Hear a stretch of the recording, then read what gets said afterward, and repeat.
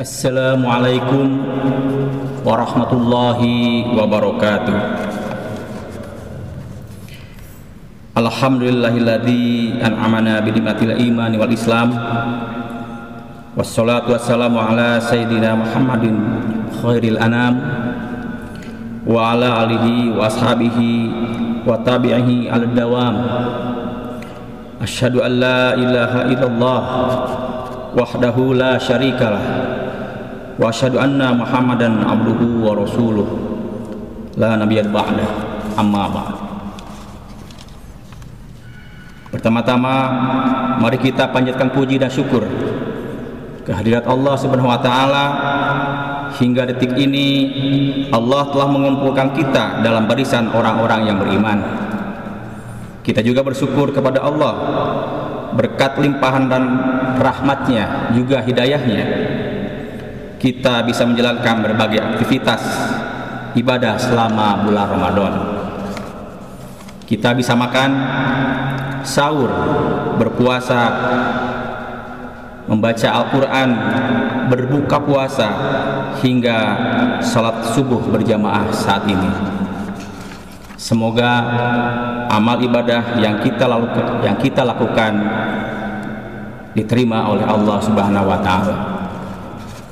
Sholawat dan salam selalu tercurahkan kepada baginda Nabi Muhammad SAW, tidak lupa kepada keluarganya, sahabatnya, dan kepada kita semua sebagai umatnya sampai akhir zaman.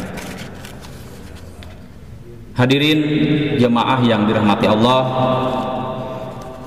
Islam adalah agama samawi terakhir yang diturunkan oleh Allah Subhanahu wa taala. Dan Nabi Muhammad sebagai rasul terakhir yang diutus oleh Allah Subhanahu wa taala. Sebagai rasul terakhir, maka tidak ada lagi rasul selainnya. Berakhirnya pengutusan rasul tidak berarti berakhirnya penyampaian risalah agama. Maka tugas dakwah dilanjutkan oleh para ulama dan warasatul anbiya. Sesuai dengan hadis Rasulullah SAW, sampaikanlah olehmu walau satu ayat. Hadis ini menunjukkan bahwa kewajiban dakwah tersebut menjadi kewajiban umat Islam tanpa melihat status, pendidikan, ekonomi, politik, dan lainnya. Semua wajib berdakwah berdasarkan kemampuan dan ilmu pengetahuannya. Di dalam Al-Quran pun ditemukan banyak ayat yang memerintahkan tentang kewajiban berdakwah. Di antaranya di dalam surat Al-Imran ayat 104 yang artinya, dan hendaklah ada di antara kamu segolongan umat yang mengajak kepada kebajikan, menyuruh kepada ma'ruf, dan mencegah dari yang mungkar. Merekalah orang-orang yang beruntung. Demikian pentingnya dakwah dalam perspektif Islam, sehingga tugas ini dijadikan sebagai kewajiban terhadap seluruh umat Islam. Di dalam Al-Quran, kata dakwah diungkapkan Allah dengan menggunakan kata-kata yang berbeda, seperti tabligh, nasihat, tarbiyah, tabsyir, dan tanzir, dan masih banyak kata-kata lain. Sebagai contoh, di dalam penggunaan kata tanzir dan tafsir, tanzir adalah peringatan azab yang sedih, sementara tafsir berarti janji-janji Allah terhadap orang-orang yang beriman dan beramal soleh. Selain itu, masih banyak kata-kata lain di dalam Al-Quran yang bermakna dakwah yang perlu kita kaji lebih dalam. Dakwah adalah mengajak manusia dengan cara bijaksana kepada jalan sesuai dengan perintah Allah Subhanahu wa taala yang bertujuan untuk kemaslahatan dan kebahagiaan dunia dan akhirat. Dalam berdakwah, Rasulullah SAW menggunakan metode bilhal, bilisan, dan bilqalam. Pada periode di Madinah, Rasulullah Shallallahu Alaihi Wasallam menghadapi masyarakat yang berbeda dengan masyarakat yang berada di Mekah. Masyarakat Madinah adalah masyarakat yang plural, dan Rasulullah merupakan sosok yang paling ideal yang menjadi contoh dan panutan dalam segala hal. Ia adalah seorang sahabat yang baik hati, juga pemimpin yang bijak, dan seorang suami yang sayang kepada keluarganya. Sejarah hidup dan perjuangan Nabi Muhammad SAW merupakan contoh terbaik bagi kehidupan bermasyarakat. Nabi Muhammad SAW dalam menyampaikan dakwah di Mekah dan Madinah menggunakan cara-cara yang pertama menggunakan sembunyi-sembunyi. Yang kedua, ada juga yang terang-terangan. Yang ketiga, berpolitik, pemerintah dalam surat menyurat, peperangan, pendidikan, dan pengajaran agama.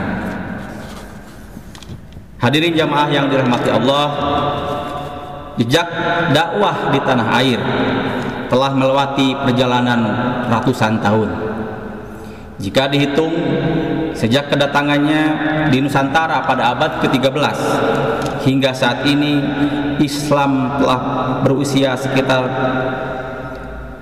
sudah sampai ke Nusantara sekitar 800 tahun yang lalu.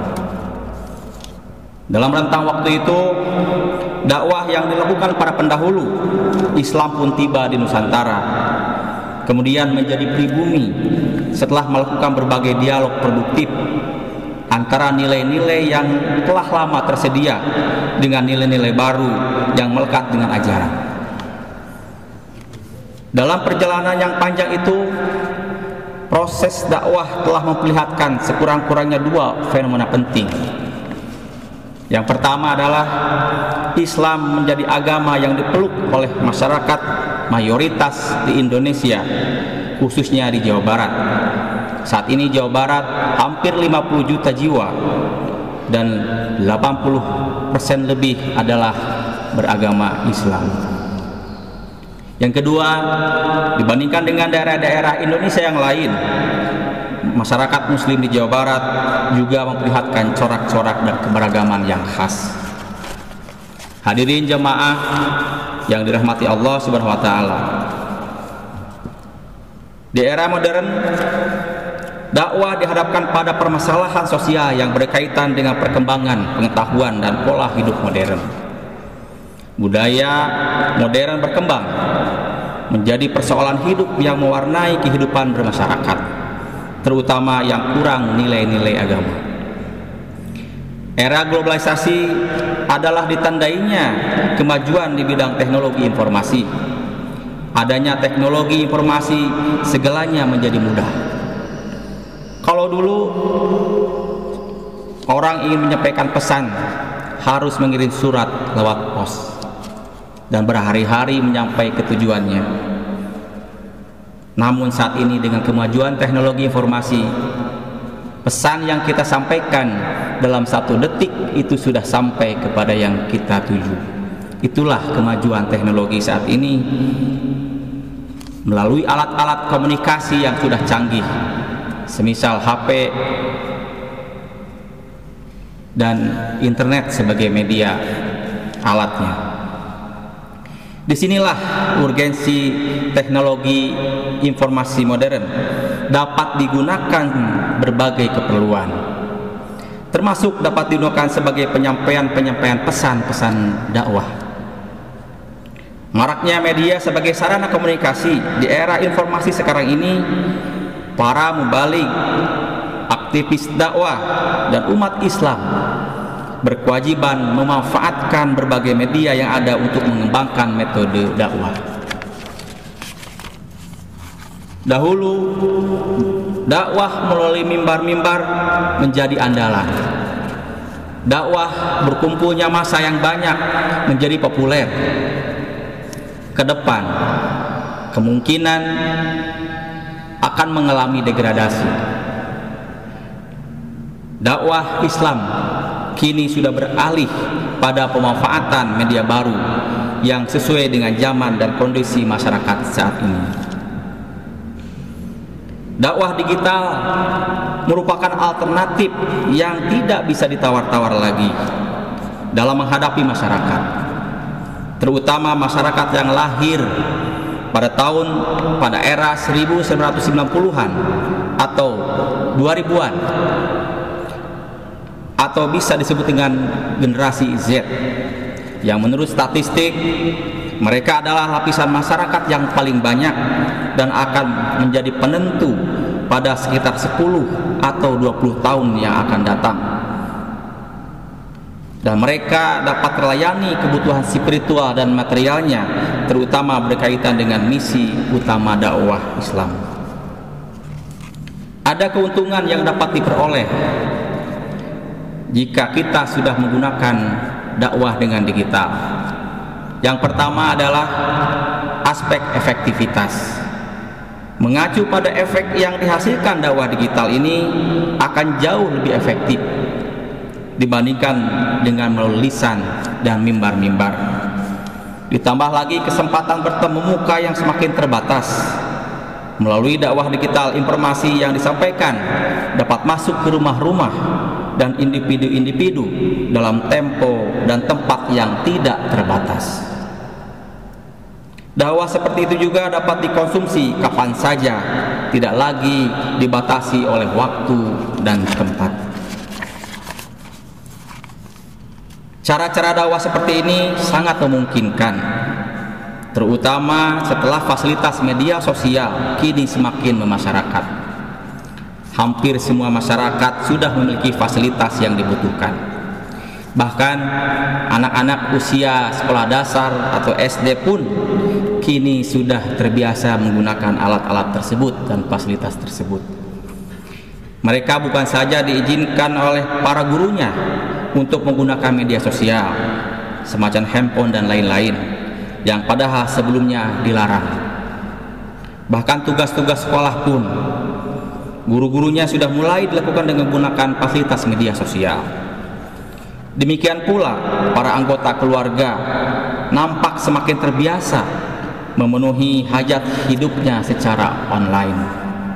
Ibu-ibu belanja online, kebutuhan sehari-hari saja kita sudah menggunakan fasilitas online. Bahkan ke masjid pun kita sudah menggunakan jasa online. Gagasan dakwah dengan menggunakan media online ini sudah sesuatu yang bukan sebagai yang utopis lagi. Hadirin jamaah yang dirahmati Allah, dunia dakwah digital kini menjadi barang yang sangat realistis. Fasilitas pendukungnya sudah sangat memungkinkan. Mendapatkan informasi keagamaan melalui media digital ini sudah menjadi alternatif di tengah kesibukan masyarakat. Dakwah digital akan lebih efisien karena ia tidak membutuhkan waktu dan tempat yang lebih luas. Dengan dakwah digital ini juga dapat menjangkau jumlah jamaah yang lebih besar yang tersebar di pelosok-pelosok daerah, bukan hanya di dalam negeri, bahkan di seluruh dunia bisa mengakses dakwah-dakwah yang kita sampaikan melalui dakwah digital ini. Dakwah digital ini menjadi solusi dan alternatif sebagai media dakwah baru. Maka para dai, mubaligh yang punya kewajiban menyampaikan pesan-pesan dakwah, ada dua hal penting yang harus disiapkan dalam menyiapkan dakwah digital. Yang pertama adalah para dai mubaligh harus menguasai keterampilan menggunakan alat-alat digital, karena ini adalah penting. Bagaimana bisa melakukan dakwah digital kalau alat-alat dan fasilitasnya pun tidak dikuasai? Kalau dulu para mubaligh hanya bergelut dengan ilmu-ilmu keagamaan secara tekstual saja, namun saat ini harus meningkatkan keterampilannya dalam menggunakan alat-alat teknologi digital. Siapapun dapat mempelajarinya dan tidak akan terlalu lama. Bahkan anak-anak pun hanya hitungan menit bisa menguasai alat-alat media yang saat ini dipegang sehari-hari oleh kita semua dalam bentuk handphone, Android dan lain-lain, yang semua sudah menjadi kebutuhan sehari-hari. Bahkan kita sudah seperti tidak bisa lepas satu detik pun. Kita tidak bisa kehilangan alat komunikasi walaupun hanya beberapa waktu. Manusia, orang, masyarakat seperti kehilangan sesuatu kalau kehilangan alat komunikasi. Karena saat ini masyarakat sudah tahu persis bagaimana pentingnya informasi. Informasi yang masuk ke dalam HP kita itu berbagai macam informasi, baik informasi politik, pemerintahan, agama, semua ada. Tinggal kita mengetik, semua diberikan informasinya. Tinggal kita bagaimana memfilter, memilah mana informasi yang benar, mana informasi yang tidak benar. Bagaimana kita memilah, tergantung kita melihat dari sisi mana kita memandang. Oleh karena itu, mari kita sama-sama bijak dalam menerima informasi, dalam menerima apapun yang bentuknya informasi yang kita dapatkan melalui media digital ini. Hari ini pun masih banyak orang yang terjebak karena hoax atau berita bohong yang dimunculkan oleh orang-orang yang tidak bertanggung jawab, bahkan ingin merusak kesatuan dan persatuan. Selanjutnya, keterampilan dari para mubalik atau dai, selain penguasaan materi, keterampilan menggunakan alat, yang kedua adalah keterampilan merumuskan pesan-pesan agama yang disajikan lewat media online. Memang tidak mudah orang-orang yang terbiasa berkomunikasi dalam tradisi lisan untuk bergeser pada tradisi baru. Menulis di media sosial juga tidak seperti menulis di media yang pada umumnya. Kalimat-kalimatnya pendek dengan panjang yang paragraf yang terbatas. Salah satunya menjadi pendekatan yang mungkin cocok untuk berkomunikasi di media sosial. Ditambah dengan ilustrasi-ilustrasi visual akan menambah daya tarik para pembacanya. Hadirin jamaah yang dirahmati Allah Subhanahu wa taala. Bergesernya dakwah dari mimbar-mimbar ke media digital, ke dakwah digital, ini sudah menjadi fakta saat ini. Setiap hari kita membuka media sosial, dakwah-dakwah banyak, kita hanya tinggal memilih bagaimana informasi-informasi yang kita inginkan. Media ini menjadi media yang sangat populer saat ini. Bahkan banyak mubalik atau dai yang asalnya tidak terkenal, tapi dengan menggunakan media sosial menjadi terkenal. Ada orang yang tidak dikenal sekarang menjadi viral. Bahkan yang kecil menjadi besar, yang tidak tahu menjadi tahu. Itulah hebatnya teknologi saat ini. Dan kita tidak bisa terlepas. Justru kita yang harus menyesuaikan diri dengan zaman yang tidak bisa kita lari. Kita tidak bisa menghindar. Upgrade pengetahuan, keterampilan, termasuk iman. Di dalam memilih berita, menangkap berita, itu pun perlu kajian, perlu hati yang bersih dalam menangkap segala informasi. Banyak yang terjerumus pada berita-berita yang bohong, banyak penipuan dan lain-lain. Itulah saat ini yang terjadi. Oleh karena itu, mari kita sama-sama menghadapi era globalisasi yang luar biasa ini dengan bijak, dengan iman, dengan hati-hati, yang tentunya ini menjadi sebuah kewajiban bagi kita sebagai umat Islam. Hadirin jamaah yang dirahmati Allah, dapat disimpulkan bahwa di era digital ini interaksi antar individu sudah semakin kohesif. Dunia media digital telah begitu kuat dan hegemonik terhadap pola-pola kehidupan yang dilaluinya. Dalam keadaan seperti itu, gerakan dakwah Islam harus tetap survive, melayani kebutuhan spiritual masyarakat. Dakwah digital menjadi pilihan yang tidak bisa ditawar-tawar lagi, bukan saja karena tuntutan zaman, tapi juga berkaitan dengan erat dengan efektivitas dan efisiensi pelaksanaannya. Digitalisasi dakwah juga menjadi pilihan, mengingat selera masyarakat yang kian berubah seiring perkembangan teknologi. Karena itu, setiap juru dakwah kini harus dituntut memiliki kapasitas ekstra untuk menguasai dan memanfaatkan media, khususnya di media sosial. Penguasaan medan dakwah ini bergeser bukan saja pada kekuatan karisma untuk merebut konsentrasi publik, tapi juga penguasaan keterampilan komunikasi bermedia. Demikian uraian singkat ini.